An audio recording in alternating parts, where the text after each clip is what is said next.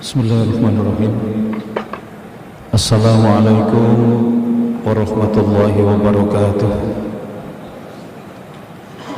Alhamdulillah alladzi kataba nasra wa ta'ida li ibadihil mukhlisin. Inna lanansuru rusulana walladzina amanu fil hayatid dunya wa yawma yaqumul ashhad. Asyhadu an la ilaha illallah wahdahu la syarika lah wa asyhadu anna Muhammadan abduhu wa rasuluh.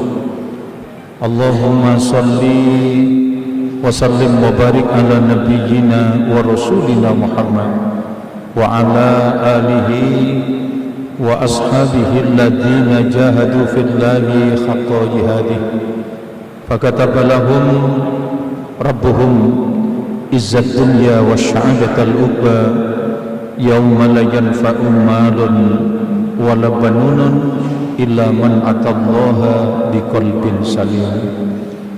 Alhamdulillah, puji syukur marilah kita panjatkan kehadirat Allah Subhanahu wa taala atas segala limpahan kenikmatan yang dicurahkan oleh Allah. Pada kesempatan malam yang berbahagia ini, Allah memudahkan langkah kita, bersama-sama kita bisa hadir, bisa memenuhi jamuan istimewa, undangan yang disediakan oleh Allah, bisa melaksanakan sholat maghrib secara berjamaah. Mudah-mudahan ibadah kita ini diterima oleh Allah Subhanahu wa taala. Semoga kita semua yang hadir di majelis ini, hidup kita semua diselamatkan dan dibahagiakan oleh Allah Subhanahu wa taala. Para jamaah rahimakumullah, setiap orang tentu menginginkan dan mendambakan bagaimana bisa menikmati dan merasakan kesempurnaan kebahagiaan kehidupan di dunia, menikmati dan merasakan kebahagiaan itu, dan kemudian di akhirat mendapatkan keberlangsungan kesempurnaan kebahagiaan hidup yang disediakan oleh Allah di akhirat. Oleh karena itu, para jamaah, pada kesempatan yang berbahagia ini kita akan membicarakan 3 pilar kebahagiaan dalam panduan Al-Quran. Pertama, kebahagiaan itu diberikan oleh Allah bagi orang yang dalam hidupnya ini memang betul-betul yakin kepada Allah.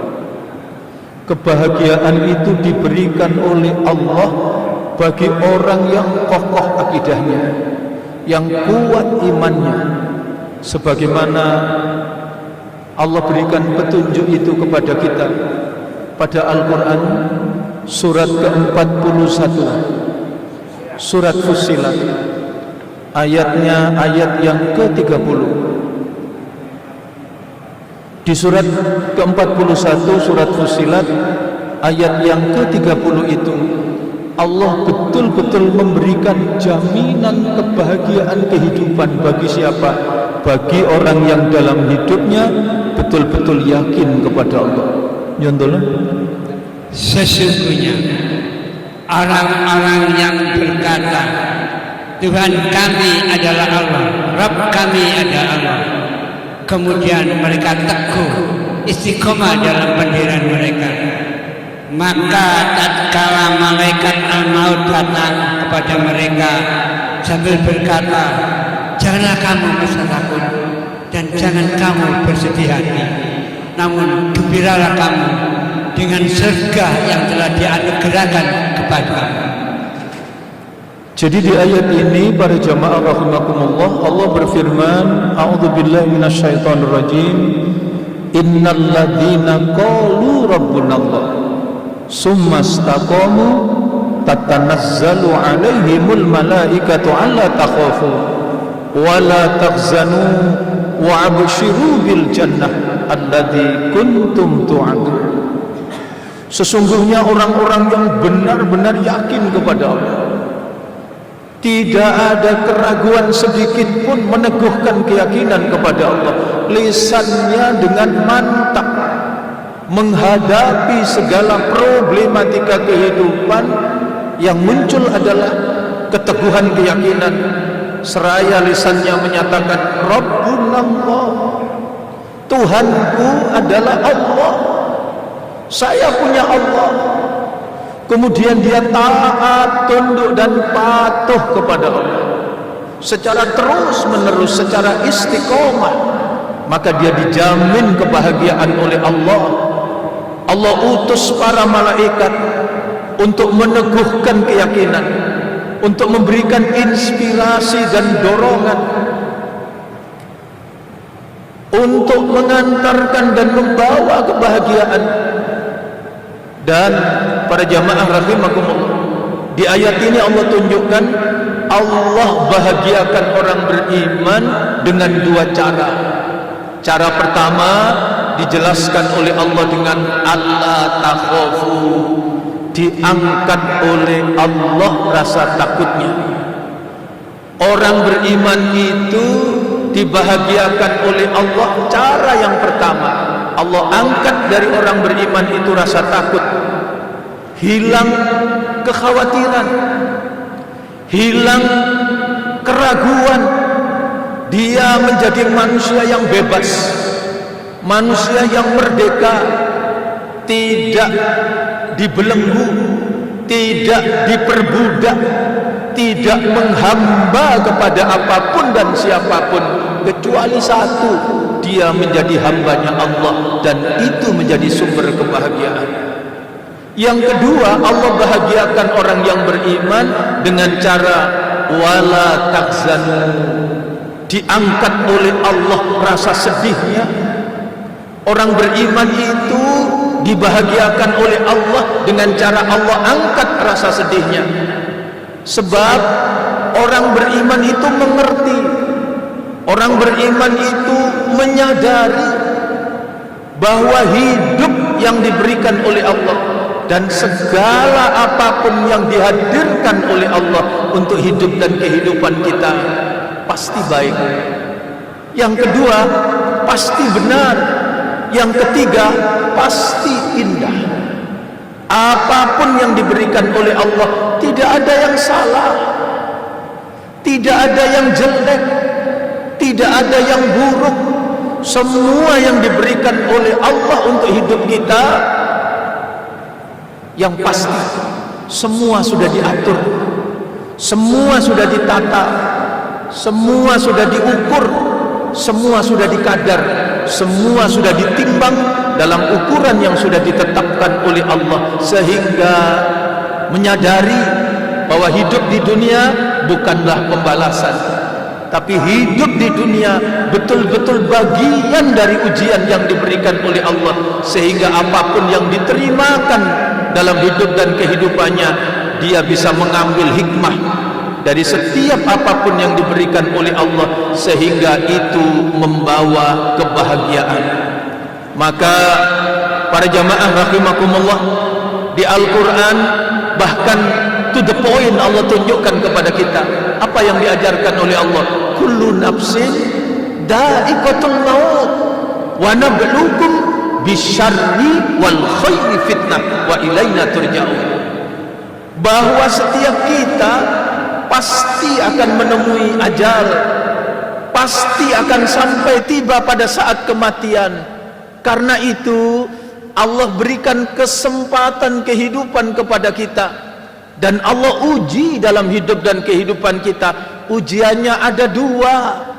Pertama, ujian dalam hidup itu disebut dengan bisyarri. Yang kedua, ujian dalam hidup itu disebut dengan khairi. Bisyarri wal khairi. Apa ujian bisyarri? Kesempitan, kesulitan, sebagaimana yang Allah ingatkan dalam Al-Quran. Kesulitan-kesulitan ini bagian dari ujian yang diberikan oleh Allah. وَلَنَبْلُوَنَّكُمْ بِشَيْءٍ مِّنَ الْخَوْفِ وَالْجُوعِ وَنَقْصٍ مِّنَ الْأَمْوَالِ وَالْأَنفُسِ وَالثَّمَرَاتِ وَبَشِّرِ الصَّابِرِينَ الَّذِينَ إِذَا أَصَابَتْهُمْ مُصِيبَةٌ قَالُوا إِنَّا لِلَّهِ وَإِنَّا إِلَيْهِ رَاجِعُونَ. Inilah ujian yang pertama. Diuji dengan berbagai kerepotan, kesulitan, rezeki yang seret, bisnis yang tertipu, panen yang gagal, hilangnya barang yang kita miliki, meninggalnya orang yang kita cintai. Itu semua bagian dari ujian yang diberikan oleh Allah yang pertama dalam hidup, yang disebut dengan bisyarri. Ada ujian yang kedua, wal khairi. Diuji dengan kemudahan, diuji dengan kelapangan, bisnis yang lancar, anak-anak yang sehat, anak-anak yang pintar, pendidikannya yang mulus, karir pekerjaannya yang cemerlang, panen raya, dan segala bentuk kemudahan. Tapi yang pasti itu semua dua-duanya adalah bagian dari ujian yang diberikan oleh Allah. Sehingga bagi orang yang beriman, apapun yang ditimpakan dalam hidupnya tidak ada yang kebetulan, tidak ada yang main-main. Ada hikmah dari setiap apapun yang diberikan oleh Allah sehingga menjadi sumber kebahagiaan. Inilah pilar pertama, kebahagiaan diberikan oleh Allah bagi orang-orang yang betul-betul dalam hidup beriman kepada Allah. Yang kedua, para jamaah rahimakumullah, pilar kebahagiaan yang kedua diberikan oleh Allah bagi siapa? Bagi orang yang mengerti, bagi orang yang menyadari bahwa sesungguhnya hidup ini adalah ibadah kepada Allah Subhanahu wa ta'ala. Tidak ada yang lebih penting, tidak ada yang lebih berarti, tidak ada yang lebih mahal, tidak ada yang lebih berharga dibanding dengan betapa berharganya rukuk dan sujud kepada Allah. Panjenengan bisa pirsani di Al-Quran, nun sewu, di surat ke-20, surat Toha, ayatnya ayat 132. Di surat Toha ayat 132 Allah berfirman, wa'mur ahlaka bis shalah fastabir 'alaiha la nas'aluka rizqa nahnu narzukuk wal akibatul littaqwa. Dan perintahkanlah keluargamu untuk melaksanakan sholat dan sabar dalam mengerjakannya.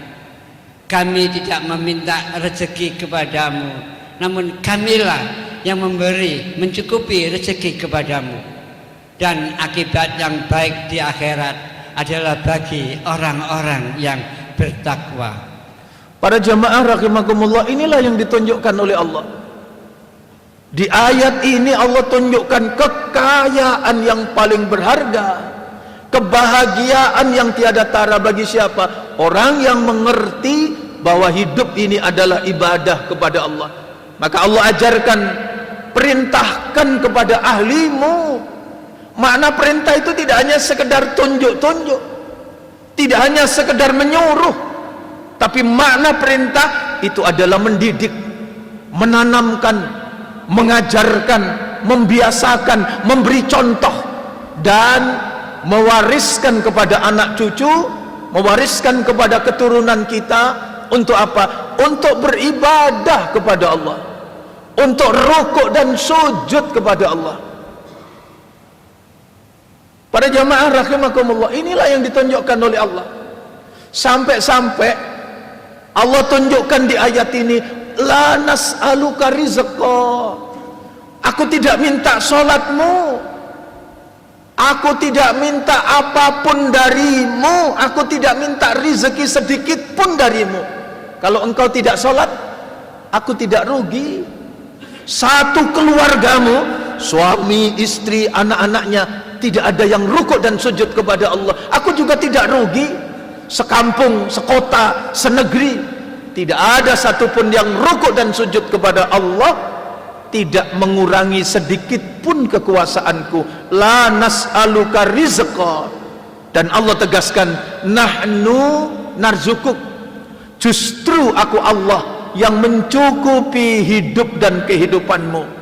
Ayat ini ditutup dengan pernyataan indah dari Allah, wal akibatul littaqwa.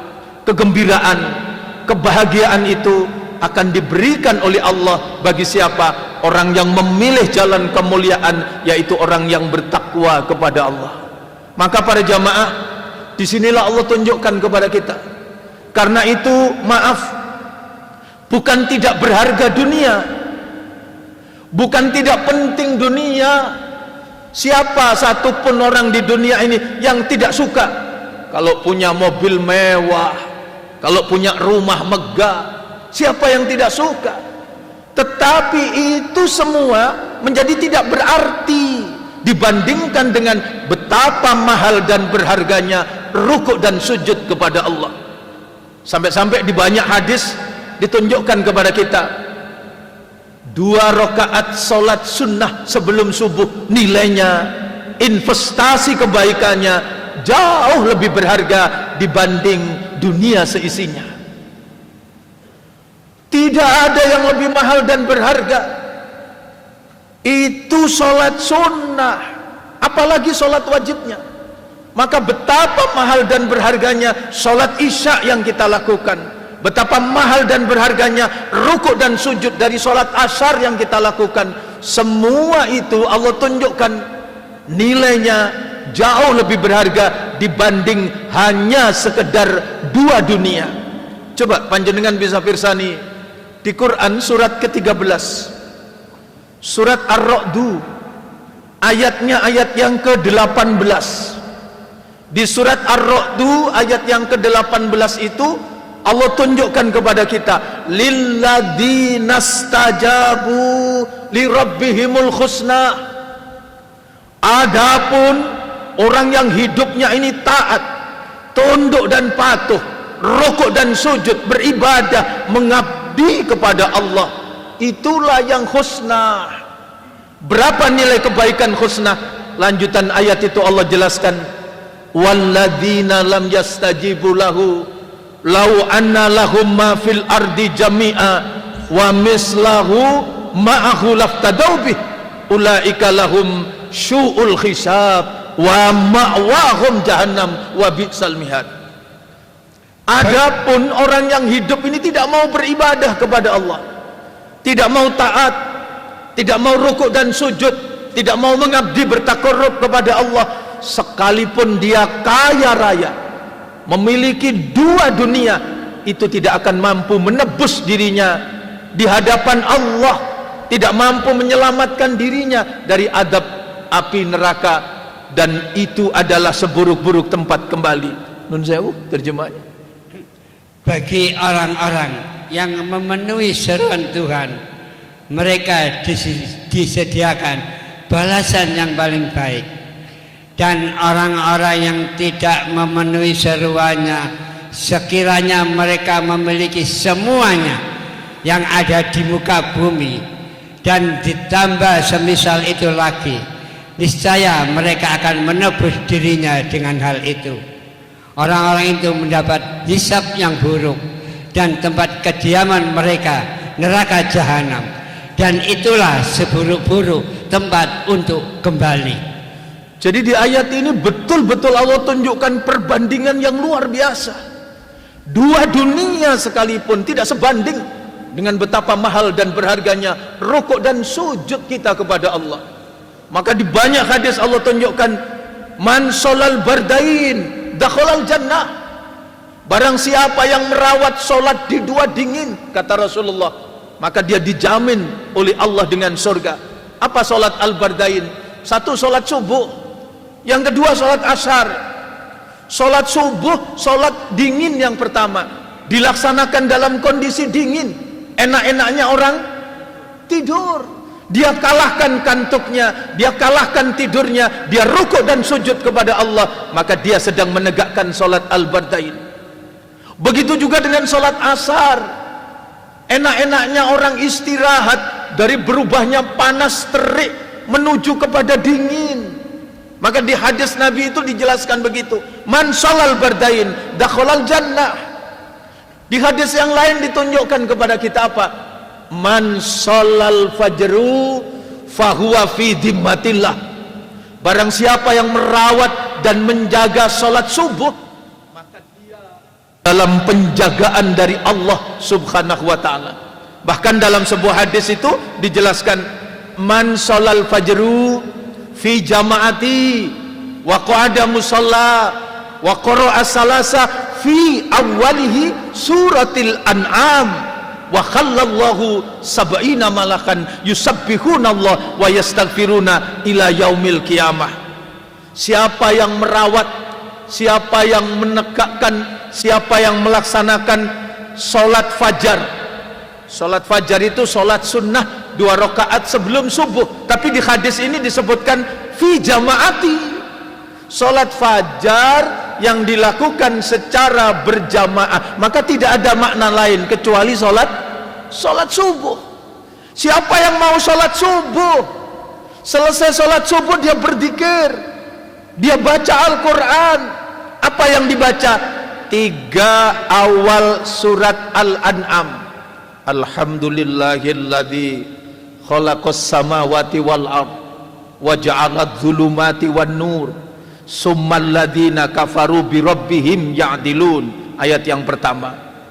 Yang kedua, setelah ayat yang pertama itu Allah tegaskan, walladzi khalaqakum min tin summa qada ajala wa ajalum musamman indahu summa antum tamtarun.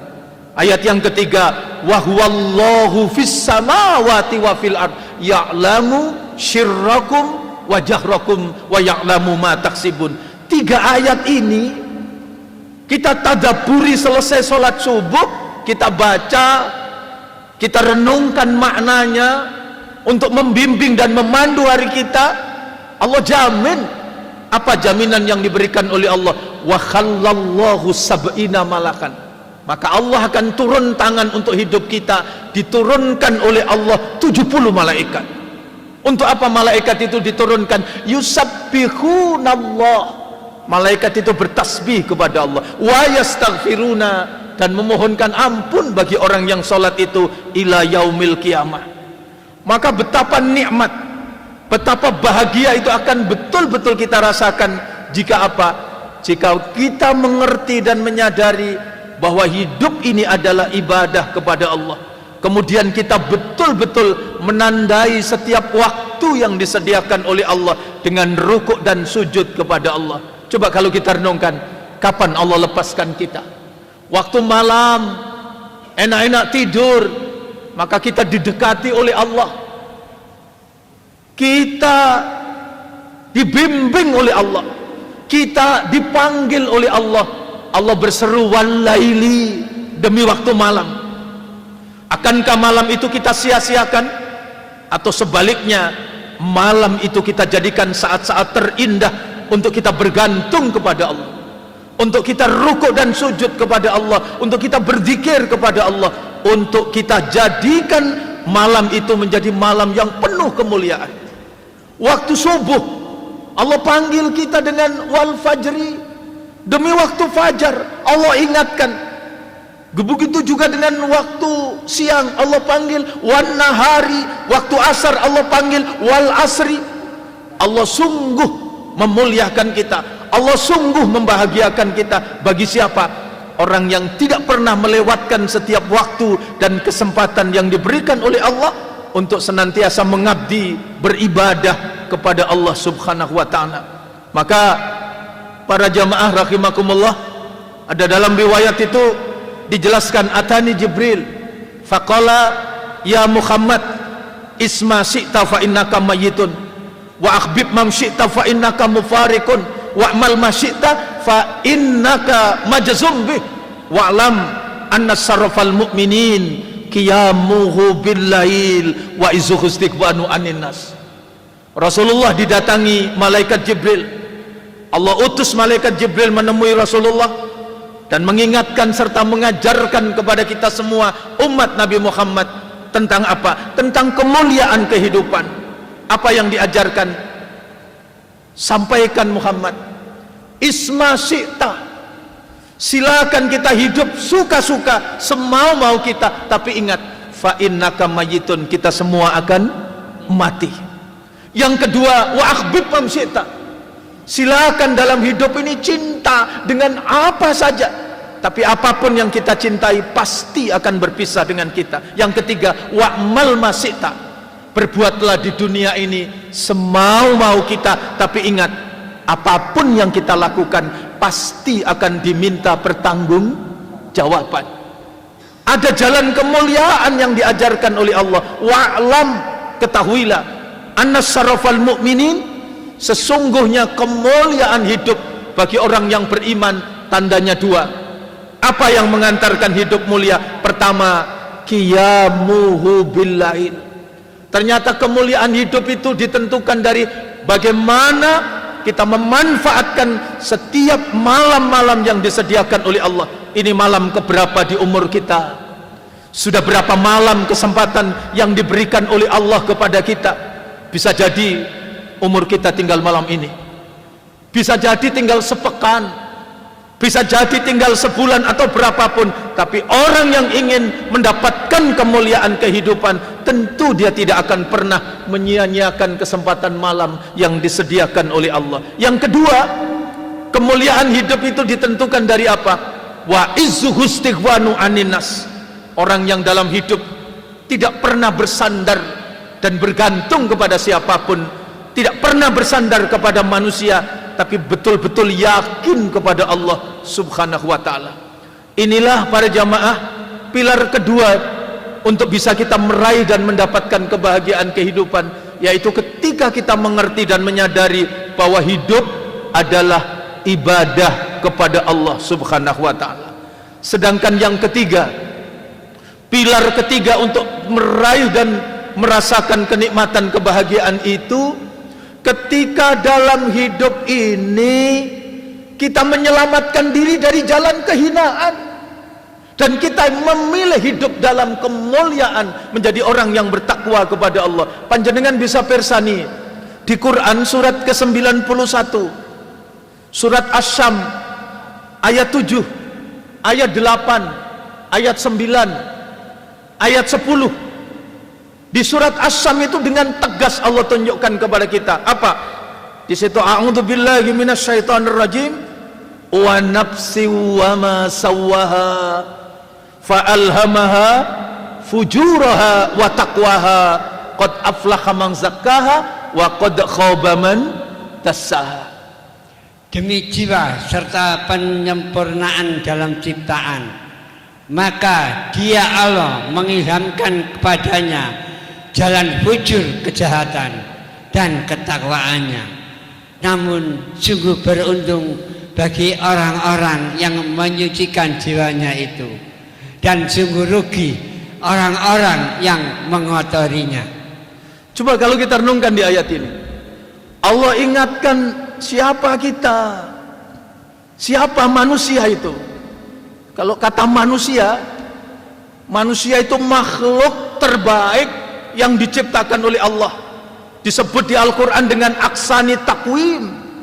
Maka makhluk yang terbaik, aksanut takwim, seharusnya hidup dengan kualitas terbaik, aksanu amalah, supaya nanti ketika kembali kepada Allah, kembali dalam kondisi yang sebaik-baiknya, husnul khotimah. Mudah-mudahan kita semua diwafatkan oleh Allah dalam kondisi husnul khotimah. Inilah para jamaah rahimakumullah yang Allah tunjukkan. Kalau kita melihat kata manusia, manusia itu kata yang diadopsi dalam kosakata bahasa Indonesia, itu diambil dari bahasa India, dari bahasa Sanskerta, dari kata manus. Manus itu artinya tangan. Jadi menurut filosofi India, manusia itu dihitung, dihargai itu dari tangannya, dari hasil karyanya. Tetapi Islam tidak hanya sekedar itu. Keberadaan manusia itu betul-betul dilihat dari kualitas hidupnya, dari akhlaknya. Ada atau tidaknya manusia itu betul-betul dinilai dari akhlaknya. Maka tidak berlebihan. Di Quran itu kata manusia itu disebut oleh Allah tidak kurang dari 366 kali. Pertama, Allah sebut dengan sebutan bashar. Kata bashar itu di Al-Quran disebutkan 35 kali. Selain disebut dengan kata bashar, Allah sebut dengan ins, wa ma khalaqtul jinna wal ins, tidaklah aku ciptakan bangsa jin, begitu juga kalian manusia, kecuali untuk mengabdi beribadah kepada Allah. Allah sebut dengan ins. Surat ke-7 surat Al-A'raf ayat 179 juga, walaqad darokna li jahannama kasiram minal jinni wal ins. Kata ins itu di Al-Quran disebut tidak kurang 18 kali. Allah menyebut manusia dengan sebutan ins. Selain dua sebutan itu, manusia juga disebut oleh Allah di Al-Quran itu dengan sebutan. Surat ke-76 itu surat Al-Insan. Ayat pertama, hal ata alal insani khinum minadz zahri lam yakun syai'am madhkura inna khalaqnal insana min nutfati amsaj nabtalihi faj'alnahu sami'an basyira inna hadainahu sabila imma syakira wa imma kafura. Itu manusia. Allah jelaskan proses kejadian manusia, dan ketika diciptakan oleh Allah dengan sebaik-baik penciptaan itu, ternyata ada yang bersyukur, ada yang kufur, ada yang beriman, ada yang kafir. Allah tunjukkan al-insan, dan di al-insan itu disebut di Al-Quran sekitar lebih kurang 65 kali Allah sebut dengan al-insan. Selain tiga sebutan itu, yang populer apa Pak kita manusia ini? Disebut kita ini anak cucu Nabi Adam. Disebut Bani Adam di Al-Quran tidak kurang 7 kali Allah sebut Bani Adam. Selain 4 sebutan manusia itu, ada lagi yang luar biasa. Surat ke-114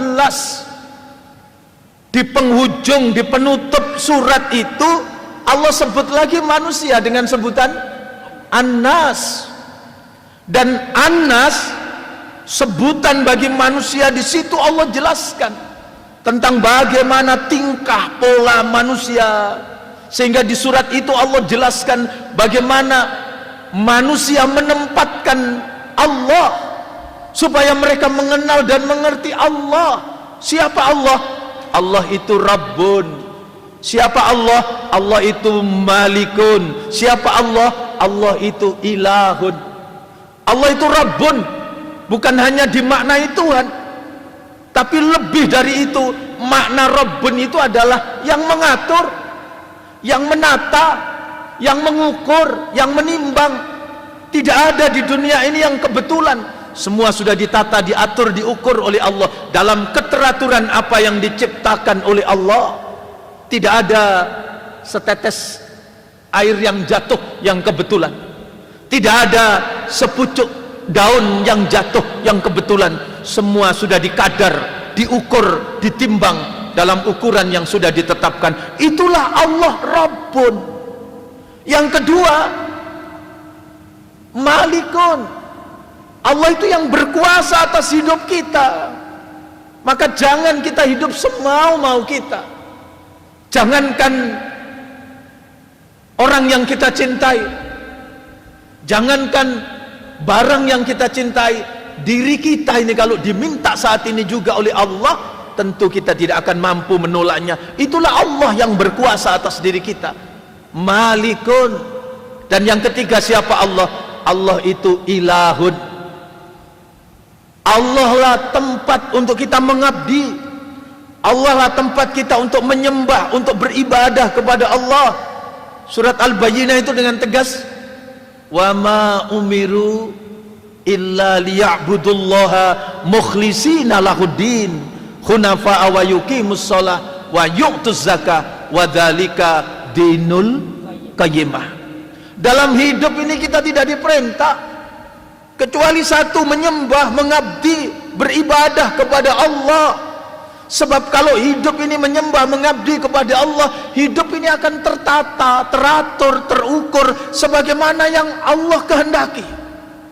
Tapi ketika manusia ini bertingkah pola, memperturutkan segala syahwatnya, mengikuti hawa nafsunya, maka di surat An-Nas, surat ke-114 itu Allah didik dan Allah ajarkan untuk kita mendekat kepada Allah, bertakarrub kepada Allah, berlindung kepada Allah. Kul a'udzu birabbin nas.